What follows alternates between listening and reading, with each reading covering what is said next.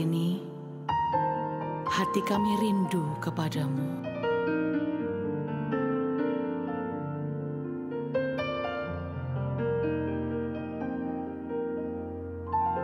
Sebab Engkaulah Tuhan yang Maha Tinggi, Kau dimuliakan atas segala hala. Sebab Engkaulah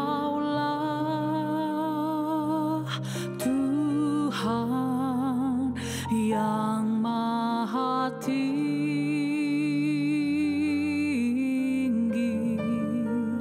Kau dimuliakan atas segala hala.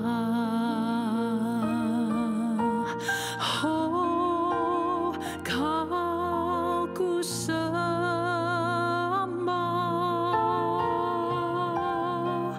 Kau ku sembah,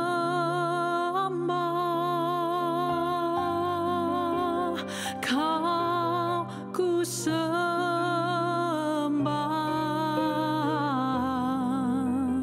Oh Tuhan,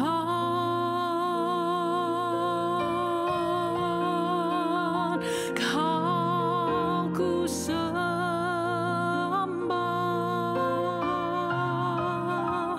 Kau ku sembah,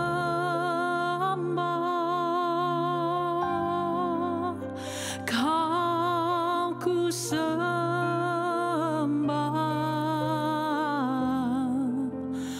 Oh Tuhan,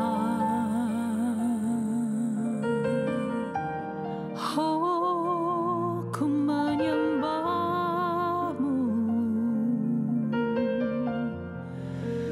Kami datang menyembah-Mu Tuhan. Sebab Engkaulah Tuhan yang Maha Tinggi,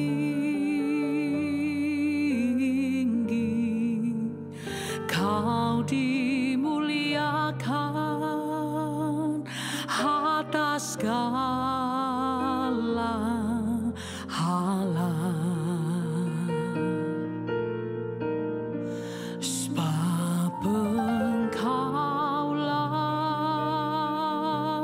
Tuhan yang Maha Tinggi,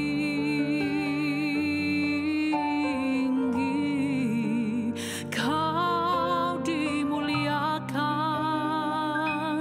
atas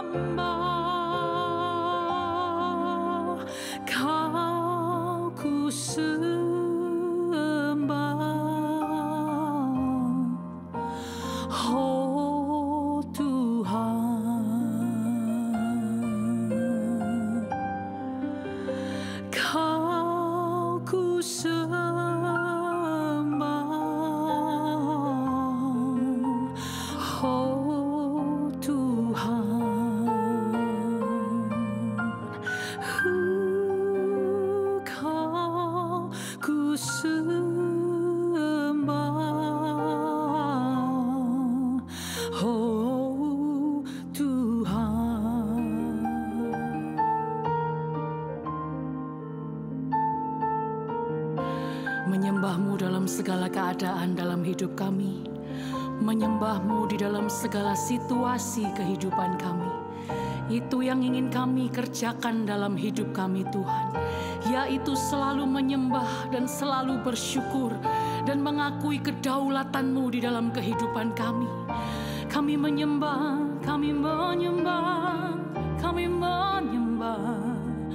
Oh, kami menyembah. Kau tetap Allah, Kau berkuasa atasku. Kami menyembah-Mu, kami memuji-Mu, Tuhan.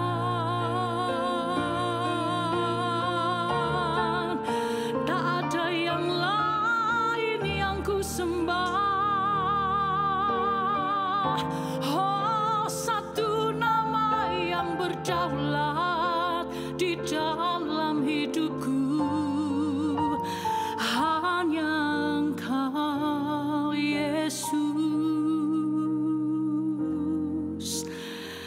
Sungguh hanya Engkau berdaulat penuh dalam hidup kami. Tak ada lain yang ku sembah. Oh, selain Kau, hanya Kau Yesus.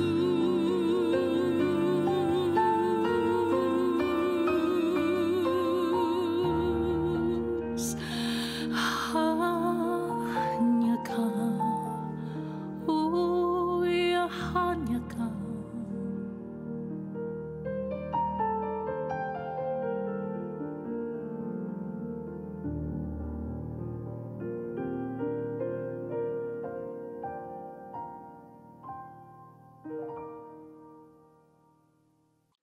Selamat siang kekasih-kekasih hati Tuhan, jemaat di GSKI Betani, Nginden, Manyar, Sukomanunggal, Citraland, dan seluruh cabang lainnya di Surabaya. Pada hari ini 11 Oktober 2020, saya akan menyampaikan kebenaran firman Tuhan. Ketika kita berbicara tentang suatu permasalahan, maka permasalahan itu sebaiknya dipecahkan dengan cara yang sehat, dengan cara yang tuntas. Termasuk ketika kita berbicara tentang permasalahan yang cukup pelik di dalam kekristenan kita, yaitu mengenai uang dan kekayaan. Seringkali ketika di dalam khotbah atau ketika dalam pengajaran kekristenan, seringkali diajarkan mengenai keuangan dan kekayaan ini tidak berimbang. Di satu sisi dikatakan bahwa uang dan kekayaan itu adalah sesuatu yang sifatnya jahat, yang sifatnya berbahaya. Sehingga orang-orang Kristen akan berkata, sebagian orang Kristen akan berkata bahwa, wah, uang dan kekayaan untukku sih nggak ada artinya lah, gitu. Tapi di sisi lain lagi berkata bahwa uang itu ya sangat dirindukan untuk diberikan oleh Tuhan dengan berlimpah-limpah kepada kita. Karena itu minta dan minta uang dan kekayaan. Jadi satu sisi mengatakan bahwa uang dan kekayaan itu sesuatu yang tidak perlu, sehingga mereka berkata, wah nggak perlulah uang dan kekayaan. Tapi dalam hati kan perlu. Di sisi yang lain, ya perlu. Uang lagi, minta lagi. Tapi apakah betul begitu? Yang mana yang betul? Di sisi yang ketiga, yang ketiga bikin begini. Kelompok yang ketiga, dia mikir gini. Aduh, gimana ya? Gue nggak ngerti, saya nggak ngerti. Terus harusnya gimana? Tapi jangan sampai aku salah kepada Tuhan. Dia punya kerinduan. Jangan sampai salah kepada Tuhan. Bagaimana harus bersikap terhadap uang dan kekayaan? Ayo pertama-tama kita pelajari dulu bahwa sebetulnya uang dan kekayaan bukanlah sesuatu yang terlarang untuk dikumpulkan dalam hidup seorang percaya. Di Ulangan 17, ayat 17b, tertulis firman Tuhan sebagai berikut. Saya bacakan. Emas dan perak pun janganlah ia kumpulkan terlalu banyak. Bagian Ulangan 17 ayat 17b ini adalah bagian dari Ulangan 17 ayat 14b. Suatu perikop yang berbicara tentang hukum tentang raja. Ya, jadi memang perikopnya bicara tentang raja. Saya tidak sedang mengutip atau mencomot ayat dengan sembarangan. Enggak. Ini bicara, perikop ini memang bicara tentang raja. Tentunya raja adalah orang yang diharap atau fair to say bahwa seorang raja itu pasti kaya. Pasti punya uang, pasti punya fasilitas yang bisa diperoleh dengan uang. Jadi melalui Ulangan 17 ayat 17b ini, bisa kita katakan bahwa baik kok. It's okay. Untuk mengumpulkan uang dan kekayaan itu nggak apa-apa. Baik kok. Nggak ada masalah. Tapi, perhatikan kalimatnya di situ. Jangan ia kumpulkan. Jangan seorang raja mengumpulkan terlalu. Bapak Ibu yang baca sekalian. Ayo. Jangan terlalu banyak. Itu masalahnya. Jadi mengumpulkan uang, mengumpulkan memiliki kekayaan, it's okay. Nggak ada masalah. Abraham adalah bapak orang beriman. Tapi Abraham bukan orang susah. Dia bukan orang miskin. Enggak. Esther adalah wanita yang dulu pernah miskin. Tapi kemudian dia menjadi permaisuri, menjadi ratu. Dan dia kaya. No problem. Bukan kekayaannya yang masalah. Yang masalah adalah kekayaan dan uang itu memiliki satu, monster yang mengikut dengan uang dan kekayaan. Apa monsternya? Keserakahan. Nah, identifikasi permasalahan seperti ini membuat kita cerdas. Iman kita makin tumbuh di dalam pengenalan kepada Tuhan. Kita senang gitu kalau kita bahasnya dengan cara yang seperti ini. Bapak Ibu perhatiin ya. Ular berbisa terutama. Jangan dekat-dekat. Benar nggak? Jangan dekat-dekat. Bahaya. Dipatok mati kita. Ular kobra. Tudungnya naik. Bahaya. Jangan dekat-dekat. Tapi bukan berarti bahwa ular kobra itu harus dihindari sehindar-hindarnya. Enggak. Untuk orang yang tahu bagaimana caranya memegang ular berbahaya itu, ular kobra ini bisa diperas, dikeluarkan bisanya untuk membuat antitoksin. Jadi sesuatu yang bahaya itu memang pada umumnya harus kita hindari. Tapi ada baiknya juga untuk kita kenali betul bahayanya dan kita atasi bahaya itu. Jadi kekayaan memang bahaya. Kekayaan itu bahaya karena ada keserakahan di baliknya. Tapi jangan ditinggal. Sebab kita harus mengenali betul bahayanya, kemudian mengatasi bahaya itu.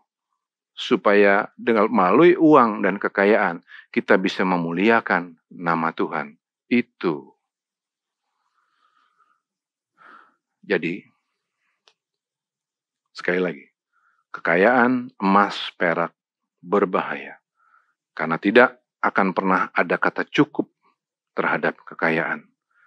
Nah, sebagai orang beriman, orang yang kepingin betul untuk berkenan kepada Tuhan Yesus sebagai Tuhan semesta alam.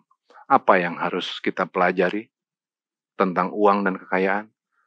Belajar untuk berkata cukup. Jadi saudara-saudaraku jemaat kekasih Tuhan di GSKI Betani Nginden, Manyar, Suku Manunggal, Citraland, dan cabang-cabang lain di Surabaya. Belajar. Mari sama-sama kita belajar untuk berkata cukup. Sekarang kita lihat bahaya dari uang dan bagaimana uang ini bisa merubah sikap hidup seseorang. Alkitab secara jujur mencatat kehidupan seorang muda yang sempat begitu tulus di hadapan Tuhan. Suatu kali orang muda ini bertemu dengan Tuhan semesta alam di Bukit Gibeon. Dan dalam pertemuan itu Tuhan bertanya kepada si orang muda ini, Salomo, apa yang kamu mau, sayang? Apa yang kamu mau? Dalam kesempatan itu, Salomo menjawab bahwa dia tidak mengingini apapun. Kecuali satu, Tuhan. Yang aku minta, Tuhan. Cuman satu. Apa itu, sayang? Kamu minta apa? Aku minta hikmat, Tuhan. Aku minta hikmat supaya aku bisa menjadi hakim atas bangsamu yang besar ini, kata Salomo. Wah, jawabannya mengagumkan. Kemudian Tuhan Allah berkata, iya, Salomo, kamu akan memperoleh hikmat itu. Dan actually, perhatikan Salomo, setelah engkau tidak akan lagi ada orang yang memiliki hikmat seperti engkau. Nggak ada lagi. Cuman engkau sendiri. Hebat. Tapi ketika ia sudah menjadi raja, dia melupakan aturan tentang raja yang ditulis dalam Ulangan 17 ayat 14 sampai 17. Dia lupa. Dikatakan di sana, jangan mengumpulkan terlalu banyak. Apa yang dilakukan oleh Salomo? Dalam ketamakan, kemudian ia mengumpulkan kuda sebanyak-banyaknya. Kalau nanti Bapak Ibu perhatikan, baca di rumah, Ulangan 17 itu juga bicara tentang kuda. Tentang wanita. Tentang tahta. Jangan terlalu banyak ya. Nanti tolong dibaca sendiri. Jangan kumpulkan kuda terlalu banyak. Ditabrak sama Salomo. Dibilangin jangan terlalu banyak, udah, jangan. Kuda di sini menggambarkan tentang tentara. Kerajaan yang besar, yang memiliki tentara, yang bisa membela kepentingan rajanya. Jangan terlalu banyak, Salomo. Ya, kumpulin sebanyak-banyaknya. Ampun deh. Udah, begitu udah dapat kekuasaan, begitu udah dapat kuda, udah nggak bisa berhenti dia. Bablasnya. Aduh, apalagi yang dikumpulin sama Salomo? Istri, dibilangin jangan terlalu banyak, cukup, belajar untuk bilang cukup, Dia kumpulin sebanyak-banyaknya. Istri di sini bicara tentang dosa seksual. Memang selalu ada 3 serangkai itu. Harta, tahta, dan wanita. Ini untuk orang yang sekaliber Salomo loh. Yang punya hikmat yang dikatakan begini. 1 Raja-Raja 10 ayat 23 berkata begini tentang Salomo. Raja Salomo melebihi semua raja di bumi dalam hal kekayaan dan hikmat. Coba. Dia udah dilimpahi oleh Tuhan dengan kekayaan. Dia dilimpahi oleh Tuhan Allah dengan segala hikmat. Tapi untuk orang yang sekaliber ini pun, ketika harus berhadapan dengan tipu daya kekayaan, hancur.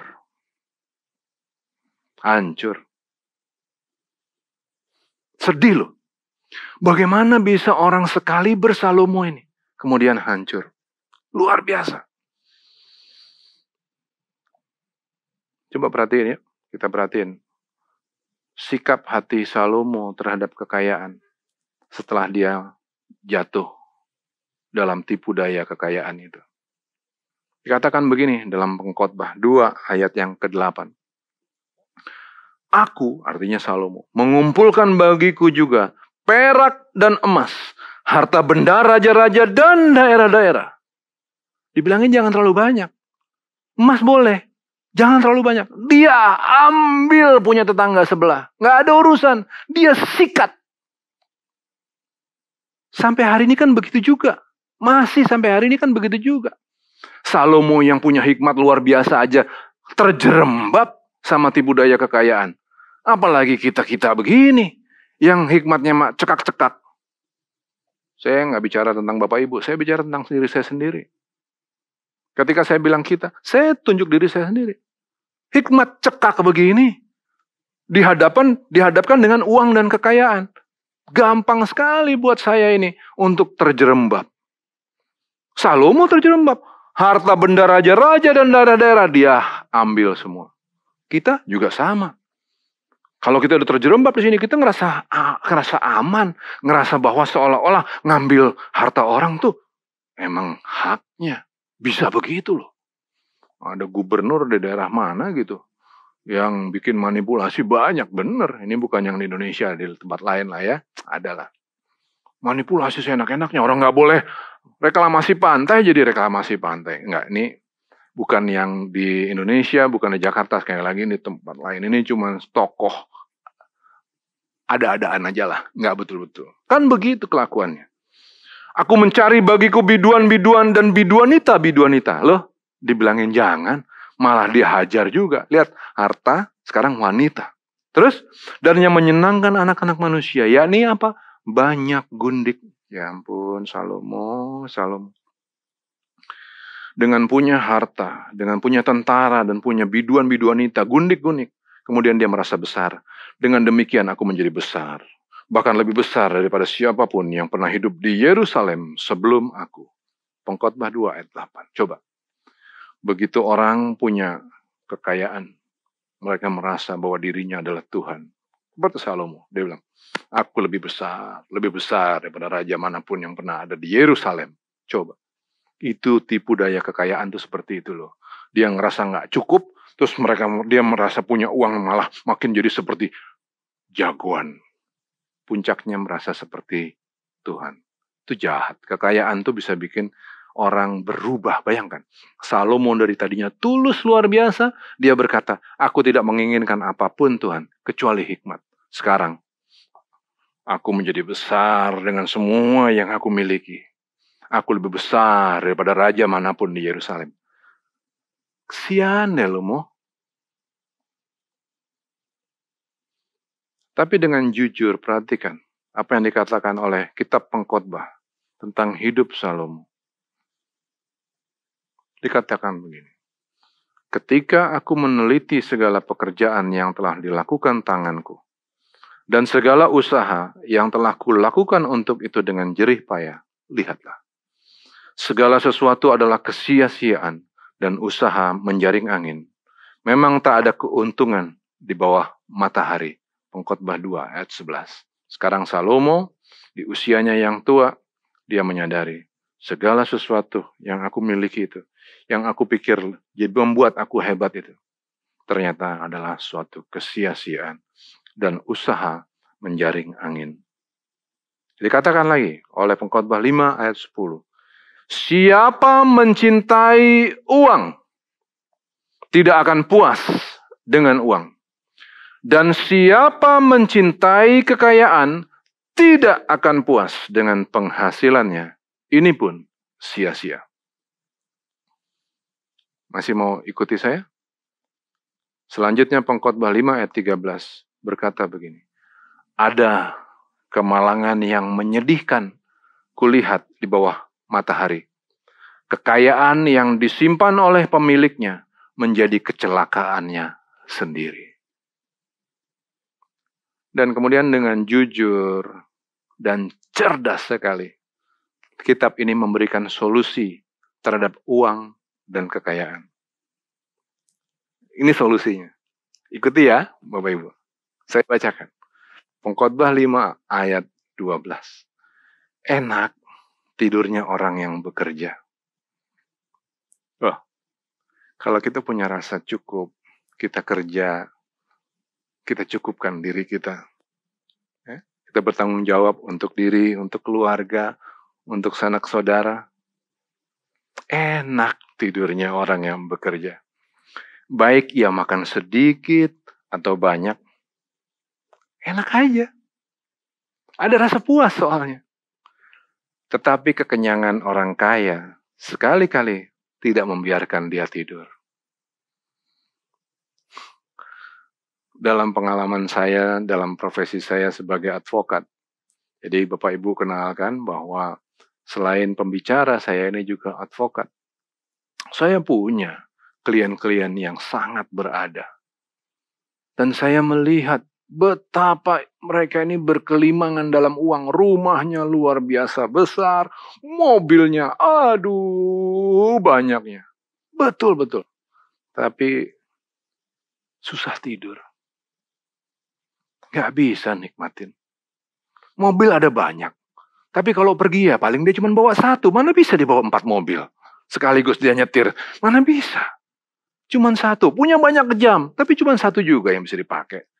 Makin lama makin sedikit makannya. Nggak enak kok. Nggak bisa dia makan sembarangan. Nggak bisa. Makin sedikit. Makin lama makin sedikit. Makin lama makin rebus. Makin rebus. Kesian. Kesian. Kekayaan, uang itu kalau hanya sekedar untuk membangkitkan ego, supaya kita bisa menikmati segala sesuatu yang kita bisa beli dengan uang. Alkitab berkata, sayang, dengerin. Kekayaan yang disimpan oleh pemiliknya menjadi kecelakaannya sendiri. Enggak kok, uang dan kekayaan itu jahat. Dia harus diimbangi dengan rasa cukup.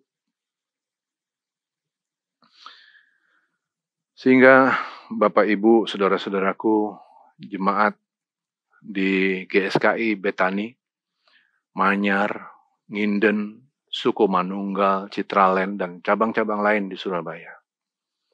Memang kekayaan dapat membawa kebahagiaan di bawah matahari ini. Bisa. Tapi hal itu hanya terjadi apabila kita memiliki rasa cukup. Tidur pun akan menjadi nyenyak apabila kita memiliki rasa cukup. Ya. Kekayaan dapat membawa kebahagiaan di bawah matahari ini bila kita menggunakannya untuk kepentingan Allah. Bila melalui kekayaan itu kita membangun persahabatan dengan menggunakan mamon yang tidak jujur. Tuhan Yesus menggambarkan bahwa kehidupan orang percaya itu bagaikan bendahara bagi kepentingan Tuhan. Kita ini adalah bendahara. Bapak, Ibu, saudara-saudaraku sekalian, dan saya sendiri, kita ini adalah bendahara Tuhan. Karena itu terdapat aturan-aturan, misalnya aturan tentang tahun Yobel, ya, dalam Ulangan. Itu bicara tentang bahwa orang-orang Israel yang dipilih oleh Allah di antara bangsa-bangsa yang tidak memiliki apa-apa, orang Israel diberkati dengan sangat luar biasa oleh Tuhan. Dan kemudian aturan tahun Yobel itu berkata bahwa orang-orang Israel ini yang sudah diberkati ini, mereka harus memberkati bangsa-bangsa lain di sekeliling. Berikan mereka pinjaman. Ya. Jadi seolah-olah kita membantu mereka, tapi soalnya orang-orang Israel dikatakan begini, ketika kamu membantu, jangan kamu biarkan orang yang membantu kamu itu merasa bahwa mereka sedang dibantu. Jadi kamu bantuin uang, kamu bantuin nih, oke, kasih pinjaman, judulnya itu kasih pinjaman. Gitu. Tapi pada tahun ke-7, perhatikan, pada tahun ke-7, ketika orang yang menerima pinjaman dari kamu tidak bisa mengembalikan pinjaman itu, hapuskan. Coba, jadi maksud Tuhan adalah mengajarkan supaya orang Israel menggunakan kekayaan, menggunakan uang, dan berkat melimpah yang diberikan oleh Tuhan kepada mereka supaya memberkati orang lain. Di situ yang tadi saya katakan bahwa kita ini adalah bendahara bagi Tuhan. Allah memberikan kecukupan bagi kita. Saya mengerti bahwa sekarang ini adalah zaman yang sulit di tengah-tengah pandemi. Belum pernah ada persoalan yang sehebat hari ini. Tahun 2020 ini datang dengan virus yang ganas. Kaget kita semua. Bisnis berantakan. Sekarang orang dari yang paling miskin sampai orang yang paling kaya pun kesulitan. Tapi justru Bapak Ibu, saudara-saudaraku sekalian, coba deh. Kita perhatiin. Ketika orang dilanda pandemi begini, bukankah lawatan Tuhan kepada kita juga luar biasa? Berkat Tuhan mari hitunglah. Coba, hitung berkat Tuhan untuk kita, orang-orang yang percaya kepadanya. Allah melindungi kita sempurna. Tuhan katakan, dengan tangan yang kuat aku akan melindungi engkau. Aku akan memberikan engkau roti. Nggak mungkin aku akan memberikan kamu batu. Nggak. Aku akan memberikan kamu roti. Dan aku akan memberikan kamu ikan. Nggak mungkin aku akan memberikan kamu ular. Nggak mungkin. Aku melindungi engkau dengan sempurna. Sampai putih rambutmu. Bahkan Tuhan berkata, rambut kita ini nggak ada satupun yang boleh jatuh tanpa izin dari Tuhan. Ya kan? Tuhan lindungi kita sempurna. Nah, ketika kita dilindungi dengan sempurna, di tengah-tengah pandemi ini, pasti ada kekurangan, iya. Tapi ayo belajar untuk tidak melihat kekurangan kita. Mari kita belajar untuk melihat berkat Tuhan yang dicurahkan bagi kita. Tadi saya nyanyi, berkat Tuhan mari hitunglah. Ya kan? Ketika kita melihat berkat Tuhan, kemudian kita coba lihat sekeliling kita. Kita menjadi bendahara untuk orang-orang yang ada di sekeliling kita. Kalau kita memberi dalam kelimpahan, biasa itu. Tapi justru pandemi ini harusnya menjadi kesempatan bagi kita. Yang kita gunakan untuk berbagi sama orang lain. Sekalipun kita juga masih berkekurangan. Itu keren loh. Itu luar biasa. Itu sangat luar biasa. Ayo sadari bahwa kita ini adalah bendahara Tuhan. Kekayaan yang ada sama kita, uang yang ada sama kita, itu dipercayakan kepada kita untuk bisa membantu orang-orang sekeliling. Jadi Bapak Ibu, saudara-saudaraku, dimanapun Bapak Ibu berada, jemaat, GSKI, Petani, Nginden, Manyar, Suku Manunggal, Citraland, dan cabang-cabang lain di Surabaya. Jadilah orang-orang yang membanggakan bagi Tuhan dalam kondisi yang berat ini. Membanggakannya gimana? 1, memiliki rasa cukup terhadap uang dan kekayaan. 2, menggunakan uang yang ada pada kita untuk membantu orang lain. Tapi Pak Pendeta, boleh tunjuk jari nggak? Saya boleh nanya nggak? Ya, silahkan. Pertanyaannya apa Bapak Ibu? Saya mau nanya begini. Lah kalau sekarang saya uang aja nggak punya, terus gimana dong? Apa yang saya bisa bagi? Jangan ketinggian, jangan ngomong mengenai uang dan kekayaan. Aku belum punya. Terus gimana caranya aku bisa berbagi? Terima kasih untuk pertanyaan yang seperti itu. Saya sampaikan. Berkat Tuhan itu tidak hanya datang dalam bentuk uang dan kekayaan. Tapi berkat Tuhan itu datang dalam bentuk nafas yang kita tarik. Nafas yang kita tarik. Setiap tarikan nafas kita ini, di dalam falsafah Yahudi, mengajarkan bahwa sesungguhnya tiap tarikan nafas kita ini, melafalkan nama Tuhan. Siapa nama Tuhan Allah kita? Yod, He, Waf, He. Dan itu adalah bunyi tarikan nafas. Yod adalah ketika kita menarik nafas. Yod. Lepas nafas. He. Tarik nafas. Waf. Lepas lagi. He. Jadi Yod, He, Waf, He. Setiap tarikan nafas kita melafalkan nama Tuhan. Itulah berkat yang sesungguhnya. Maka katakan hari ini, dalam semua kesulitan ini, kita tidak punya uang. Tapi kita memiliki nafas loh.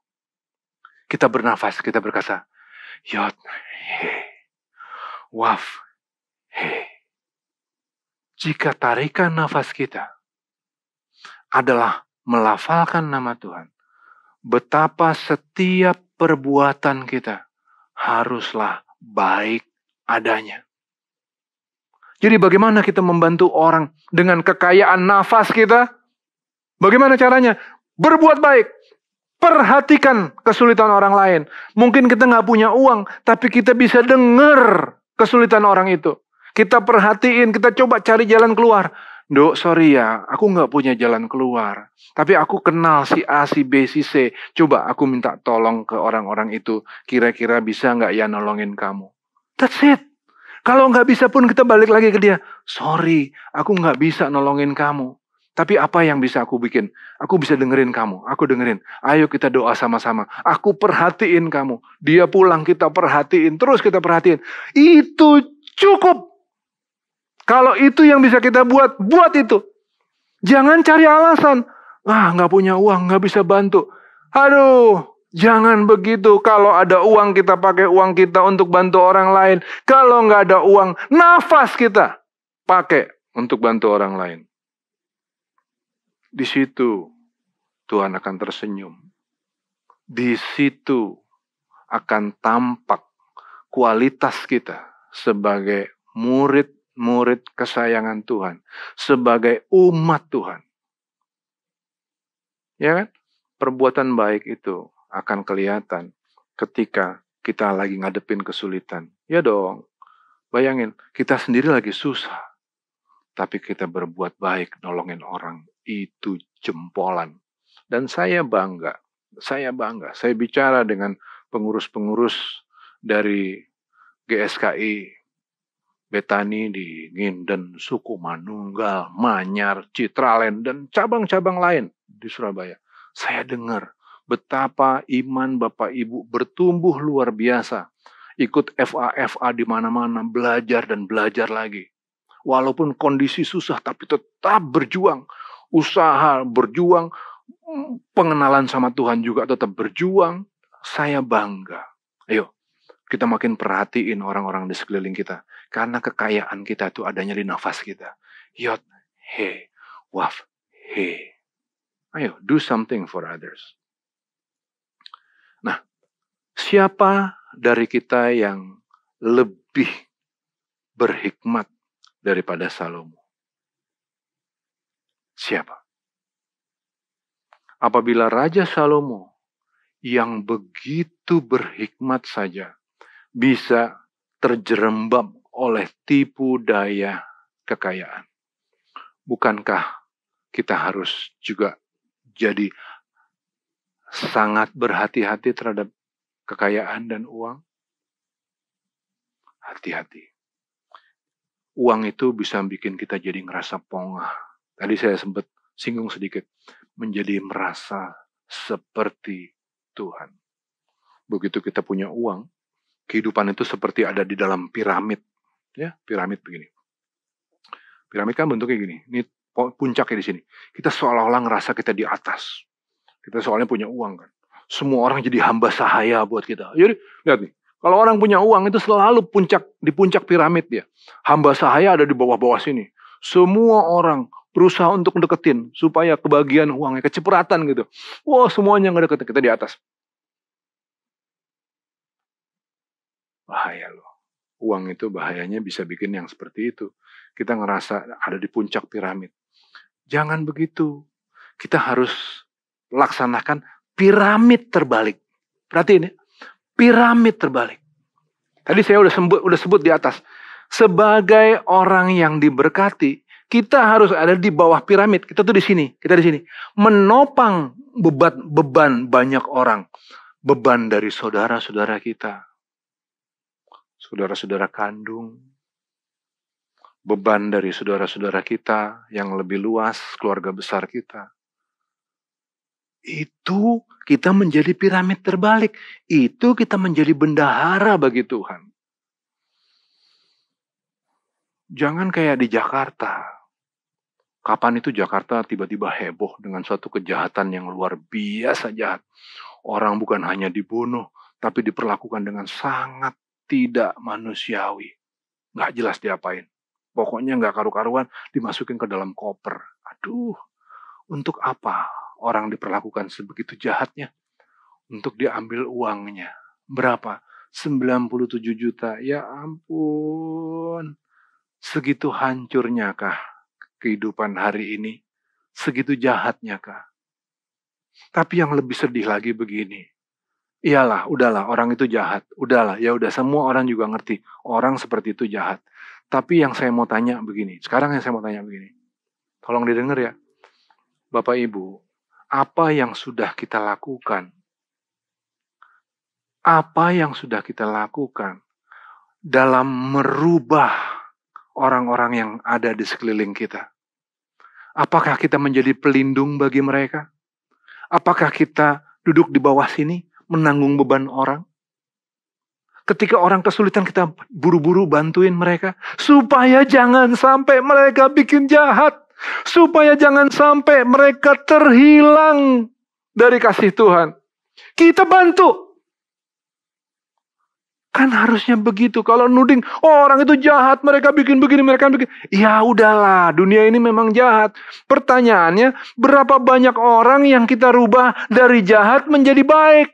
Karena contoh yang kita berikan kepada mereka. Karena kita mau menjadi bagian dasar dari piramid. Kita menanggung beban mereka. Berapa banyak yang seperti itu yang kita tanggung.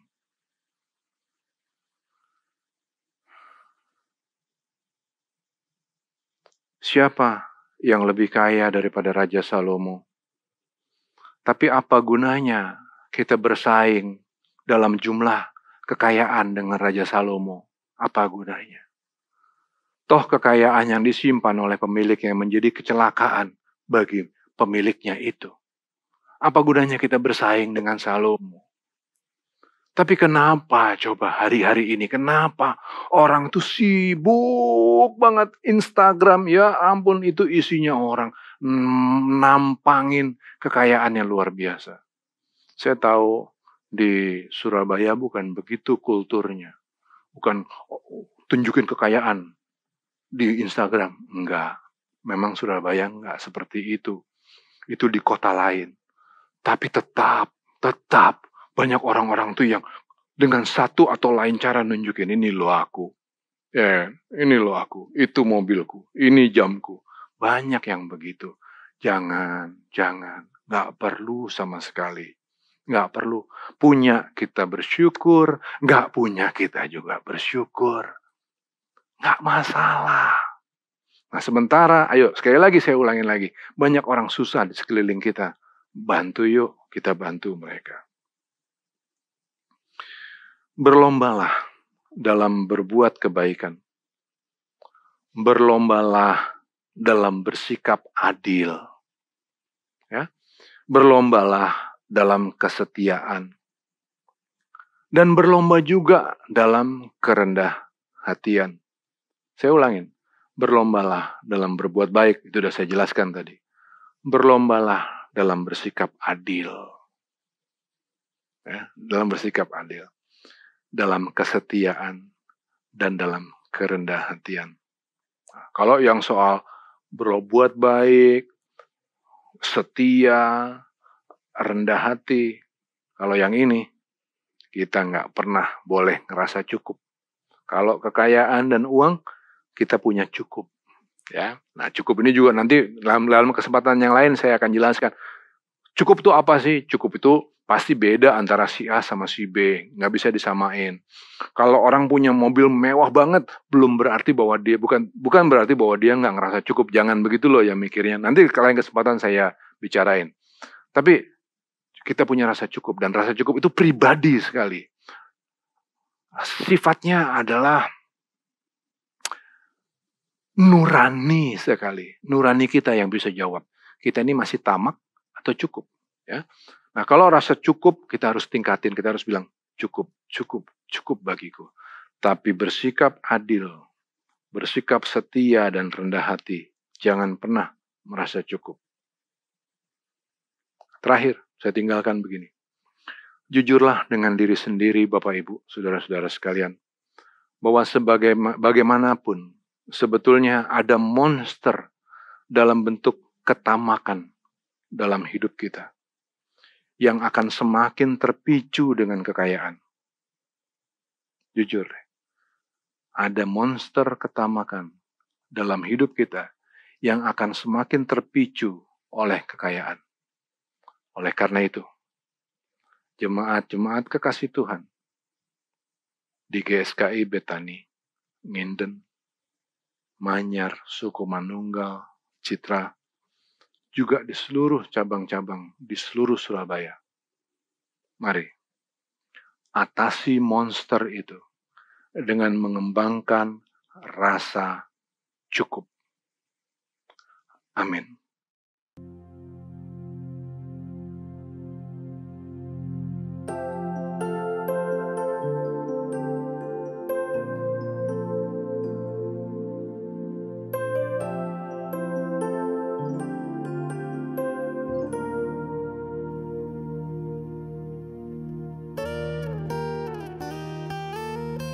Give thanks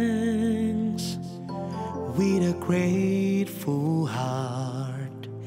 Give thanks to the Holy One. Give thanks because He's given Jesus Christ, His Son. Give thanks with a grateful heart.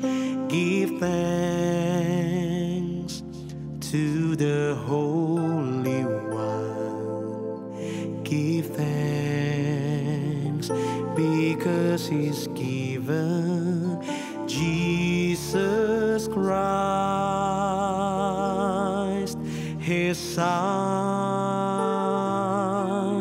And now let the weak say, I am strong. Let the poor say, I am rich, because of what the Lord has done for us. And now let the weak say, I am strong. Let the poor say, I am rich, because of what the Lord has done for us. Give thanks.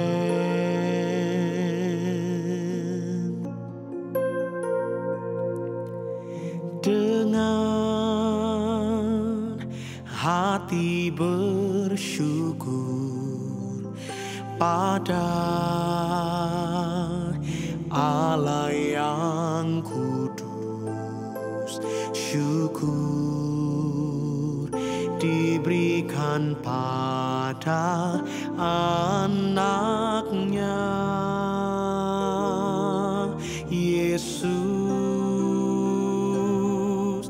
Kini yang lemah berkata, ku kuat. Yang miskin berkata, ku kaya, karena perbuatannya pada kita. Kini yang lemah berkata, ku kuat. Dan yang miskin berkata, ku kaya, karena perbuatannya pada kita. Syukur.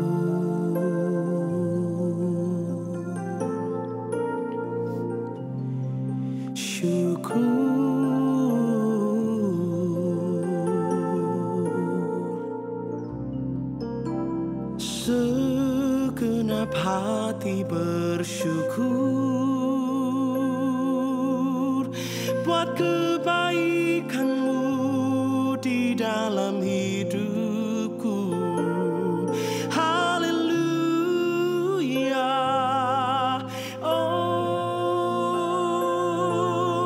Kau memberikan kekuatan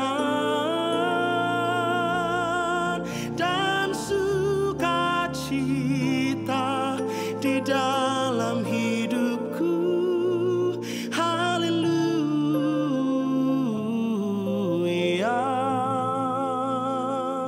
Hatiku bersyukur,